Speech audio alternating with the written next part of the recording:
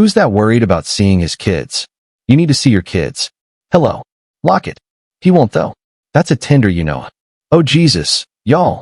I'm over here cooking bacon. Somebody asked the chat, why the hell were you calling my phone no caller ID last night? Does your girlfriend know that? I bet you had a girlfriend, big bro monogamous. What happened to all that? Jadine, girl. Listen, babes, y'all better strap in and pour something strong because the timeline is about to combust this week, and I'ma tell you exactly what happened. Because after months of everybody swearing this whole Blueface, Jadine, and now Nevaeh triangle was gonna quietly die down, Jadine Alexis hopped on a live last night, cooked bacon on camera like it was Sunday morning, and casually detonated the entire Blueface public image in a single sitting. And no, this was not a slip. This was not an accident. Jadine came out swinging, and every single word she picked was a scalpel. Because here is where it got messy. Jadine went on that live and said, out loud, on video, that Blueface hasn't been to see his own kids in almost 2 weeks. 2 weeks. She didn't dance around it. She didn't hint. She said if Blueface isn't recording it, he doesn't do it. If Blueface can't upload it to a story, it isn't happening. If Blueface can't monetize the moment doesn't exist. And chilly, when I tell you the internet leaned all the way forward, I mean the internet almost fell off the couch. Because Jadine isn't some rando making claims. Jadine is the mother of his firstborn son and his daughter. She is the one who was there when there was no Chrisean, no Kai bands, no boxing loss, no reality show. She was there first. And now she is the one holding the receipts. And yeah, y'all, she really said it. Because what nobody expected was the second grenade. In the middle of the same live, Jadine asked the chat, casually, like she was asking for the weather, why was Blueface calling her phone last night from a no-caller ID number? Does his new girlfriend know that? Word going around is that phone rang 3 times back to back, no ID, and Jadine didn't even bother picking up. She let it die. She let it go straight to voicemail. And then she went online and told everybody about it. Regardless though, that one move alone flipped this entire narrative on its head. Anyway, chilly, if there's anything we've learned about Jadine so far, we know this. She does not play about her kids, she does not play about her peace, and she is done being the one sitting in the house waiting on a phone call.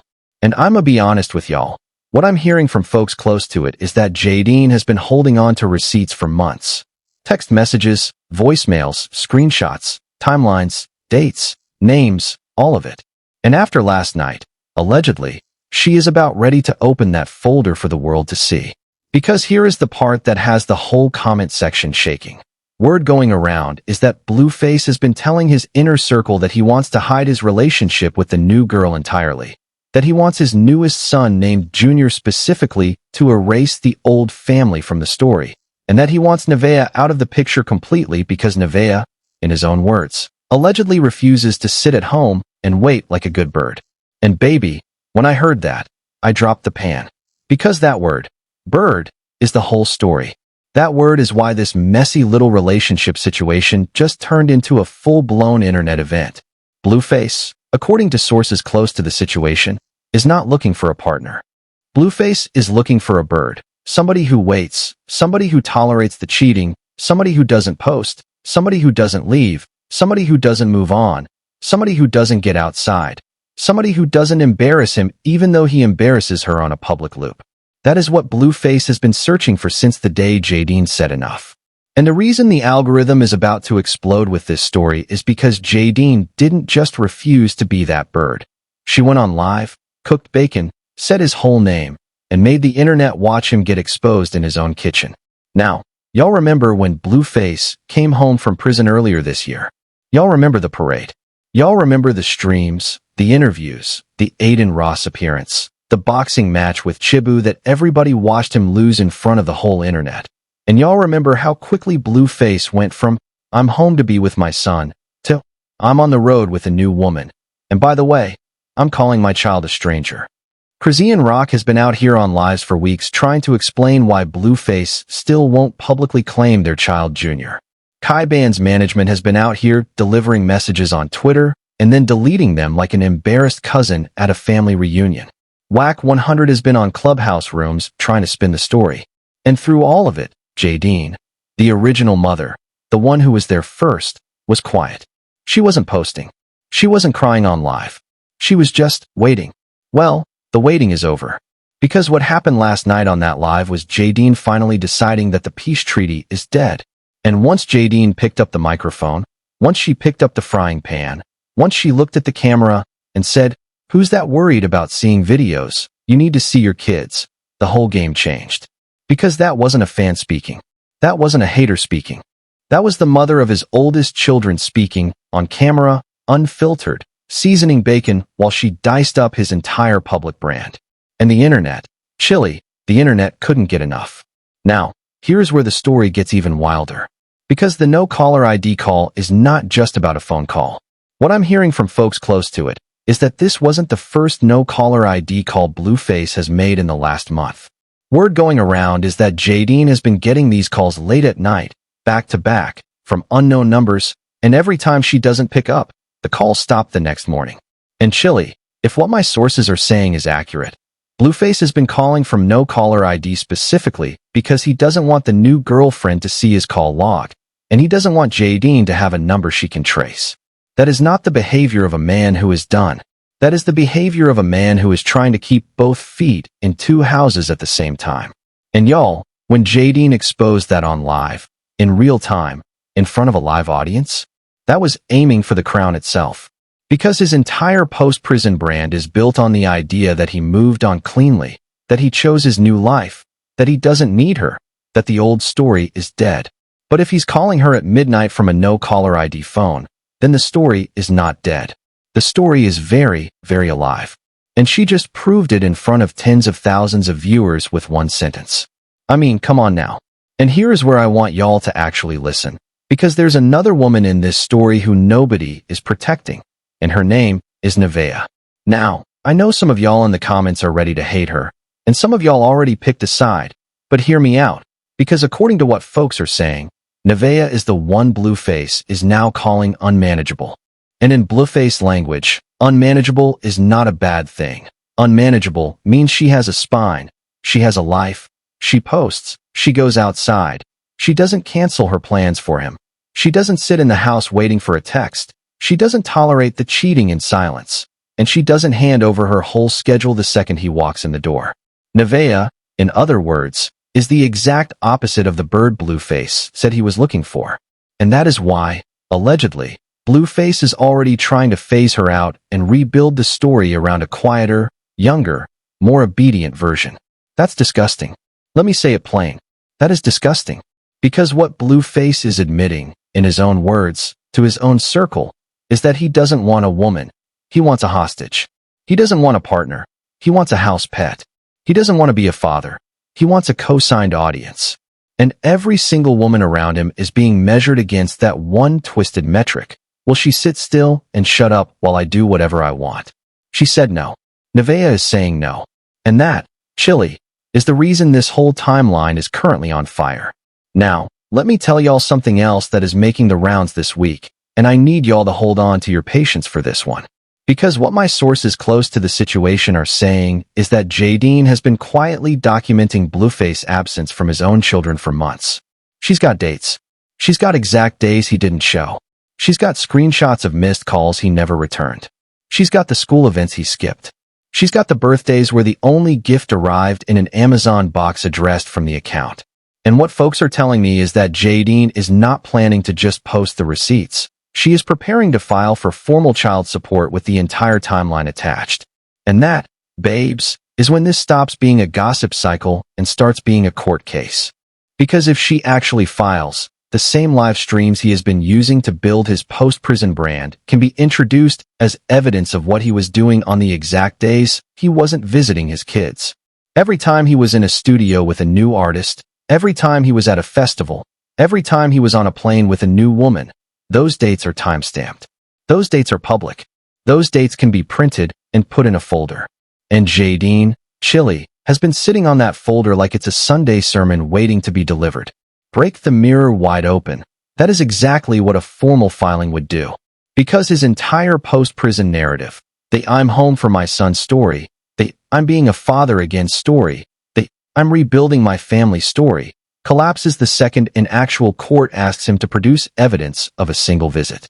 And what folks are telling me is that he cannot produce that evidence because the visits, allegedly, have not been happening. Chrisean has said it. Kai Banz's management has hinted at it.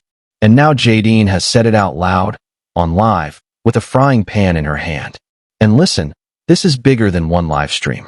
Because what Jadine just did last night is give every other woman who has been through a version of this exact situation permission to speak. When one mother goes on live and calls out a famous father for skipping his own kids, other mothers watch that video and think, maybe I can do this too. When one woman calls out a no-caller ID phone call at midnight, other women look at their own phones and go, wait a minute. And when one woman refuses to be a bird, other women start asking themselves, why have I been sitting still this whole time? Jadine didn't just expose Blueface. Jadine quietly handed a template to every other woman watching. And that, chilly, is why this story is not going to die by the weekend.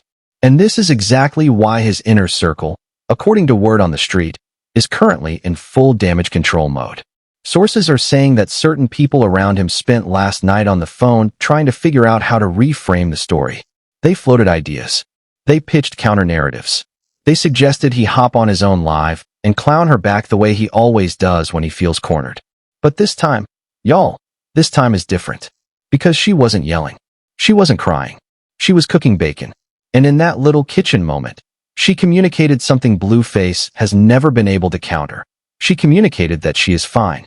She is unbothered. She is eating. She is laughing. She is with a man in the studio, on camera, having a ball, and she is done waiting on him. And there is no diss track, no live stream, no viral clip, no boxing match that can undo the picture of a woman living her life without you. Now, y'all remember, this is not the first time Jadine has moved differently in the last few months. Y'all remember when Jadine went at Carlisa, Blueface's own mother, and basically said, out loud, on record, that Carlissa's own behavior is part of what shaped Blueface into who he is today. That was the first crack. That was the first sign that Jadine was done playing small. Because when you go at a man's mother in public, you are not looking to reconcile with him. You are burning the bridge, and you are handing everybody watching a can of gasoline. And Carlisa herself, we know how loud Carlisa can get. We know how quickly she jumps into every room she was never invited to. But even Carlisa, in the last month, has gone quieter than usual. Because Carlisa can feel what everybody else can feel. The shift is real, the mood is real, and Jadine is not the same woman she was 6 months ago. And that shift is exactly what makes last night's live so important. Because last night wasn't the first hit. Last night was the follow-up. Last night was Jadine showing everybody watching that the crack in the wall is now a hole big enough to walk through. Plus, if y'all remember, there is also this whole ongoing conversation about whether Blueface has been publicly claiming his son with Chrisean Rock. Chrisean has been on Instagram, on TikTok, on lives, crying in her car, showing baby clothes, showing photos, essentially begging Blueface to acknowledge the child in public without a camera pointed at himself. And he has consistently sidestepped that whole thing. Now line that up with what Jadine said last night, that Blueface doesn't visit unless he is recording, and suddenly you can see the shape of the whole picture. At this point, he is not being accused of being a bad partner. He is being accused, in front of the whole internet, of being an absent father to multiple children by multiple women. And every time he tries to spin one story, another mother steps forward and confirms the pattern. That is not a rumor. That is a pattern. And patterns, chilly, do not lie. And here is something else I need y'all to keep your eye on this week. Because Carlisa, ever the family narrator, has already started subtweeting. Sources are saying that within an hour of Jadine wrapping that live, Carlisa was posting cryptic little quotes, half Bible verses, and the classic "some women just can't move on" energy that we have all seen 100 times before. But this time, chilly, it landed differently. Because the internet has watched Carlisa run this same play for years, jump into the daughter-in-law's mentions, twist the story, defend her son at all costs, and then delete the receipts once the smoke clears.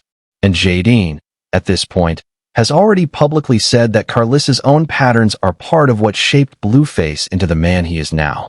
So when Carlisa opened her mouth this week, it did not read as a mother defending her child. It read as an accomplice trying to protect the operation. And word going around is that Carlisa has been on private calls with certain podcast hosts trying to line up a friendly interview where she can tell her side before Jadine drops anything else. Which, chilly, is not the move you make when you feel confident. That is the move you make when you already know the receipts are real. Because a mother who genuinely believed her son was being lied on would go on live in 5 minutes and clear it up. A mother who is scrambling to book a controlled interview is a mother who knows the truth is about to hit the timeline, whether she likes it or not. And Jadine, for her part, has not even acknowledged Carlisa this week. She has been posting bacon. She has been laughing in the studio. She has been asking the internet why grown men call at midnight from unknown numbers. She has not once, not one time, taken the bait. And that, babes, is exactly what is driving Carlisa up the wall. Now, let me tell y'all what I have specifically been hearing about the folder, because a lot of people in the comments have been asking me, Kiki, what does she actually have? And I'ma give you what my sources close to it have shared. Word going around is that the folder allegedly contains 1. A running list of the exact days Blueface was on someone else's live or on someone else's studio when he was supposed to be with the kids. 2. Screenshots of every no-caller ID call log Jadine has been able to identify by cross-referencing timestamps with Blueface's own public streams. 3. Voice memos from at least 2 people inside Blueface's own camp who allegedly grew tired of watching the same script play out. 4. Text messages between Blueface and Jadine where he allegedly said things about Nevaeh that Nevaeh herself has not even seen yet. And 5. Receipts on the newest situation, the one Blueface is now trying to hide, the situation with the young woman he has allegedly been quietly flying out for the last 3 weeks. And chilly, if even half of that folder is real, this is not a diss cycle anymore. This is a full-blown public unraveling. Because you cannot spin your way out of 5 folders. You cannot laugh your way out of 5 folders. You cannot boxing match your way out of 5 folders. The only thing you can do at that point is either apologize publicly, disappear publicly, or drag the whole story into court and pray the judge does not have a TikTok account. And knowing Blueface, chilly, knowing his track record of choosing every single wrong option in every single crisis he has ever been in, I do not have high hopes for the reaction being graceful. And this whole idea of the bird, y'all, I need us to sit with it one more time. Because the reason this story is exploding is that Jadine essentially exposed the entire operating philosophy he has been running on. He wants a woman who does not have her own social media presence. He wants a woman who does not go to festivals. He wants a woman who does not have friends outside the house. He wants a woman who does not date, does not talk, does not respond, does not post, does not move on. He wants a woman whose entire existence orbits his availability. And in exchange for that, he offers absolutely nothing consistent. No fidelity, no presence, no financial follow-through, no fatherhood, no time. He offers presence only when the camera is on. He offers affection only when it is convenient. And he offers a name only when there is a monetizable moment attached to it. That is not a partnership. That is a hostage negotiation with the receipts running in reverse. And she, on that live last night, essentially said, I refuse. I refuse to be that. I refuse to sit here. I refuse to wait. I refuse to be quiet. I refuse